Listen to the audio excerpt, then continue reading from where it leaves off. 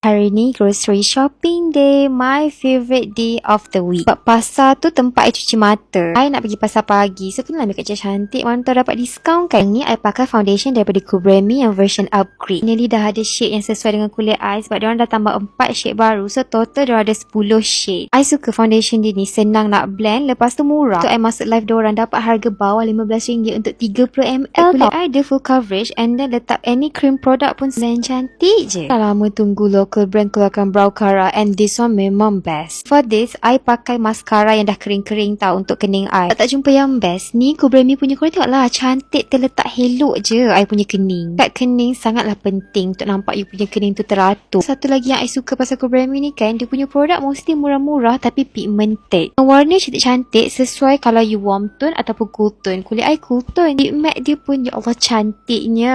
Bisa sangat pakai kat bibir. Kadang-kadang kalau I tak pakai makeup pun just bare face, memang I cari lip matte Kubremi sebab warna cantik, pigmented and selesa. Yang lebih macam tu, it's time to go to Pasar Tani. Ni kita pergi seorang-seorang je sebab anak I duduk dalam kereta lah. I nak beli cepat-cepat macam zip dah settle. Banyak kali dah pergi pasar ni tapi I tak pernah masuk dalam ni. Ni pasar pagi Gunung Rapat and waktu I masuk pasar I nampak banyak gila sayur. Macam oh my god, finally I dah jumpa tempat yang dekat dengan rumah I. Lepas tu jual banyak gila ulam dengan sayur-sayuran. Korang tahu tak, I jumpa jantung pisang, pucuk putai, daun kemangi, daun selum, ulam raja, petai, tempoyak, segala jenis sayur yang I nak semua ada kat sini. Itulah sebenarnya banyak je orang yang jual ulam-ulaman ni. Cuma kita kena rajin explore pasar yang ada kat tempat area rumah kita. Lepas tu I pergi UTC pula sebab I nak cari ikan kat sini. I nak beli bawal hitam kecil tu tau, tapi dia kata dah habis. Adakah ini efek I viral kan? Tiba. Lepas tu kita belilah ikan keli sebab I macam teringin nak makan ikan keli goreng kan. Main tau beli ikan dengan sayur pun lawa-lawa. Sebalik basuh ikan macam biasalah untuk simpan dalam fridge. Baru tahu ikan merah is like so expensive, yang besar-besar ni. Ini 30 lebih ke 40 seko. Itu rutin harian I waktu lunch. Kita record video mukbang, masak, makan dengan makeup ni tau. Berpeluh-peluh dah. I nak dekat pukul 3, I nak buang makeup dah, nak solat. Makeup still cantik. Cuma air bibir I dah mengelupas sebab makan.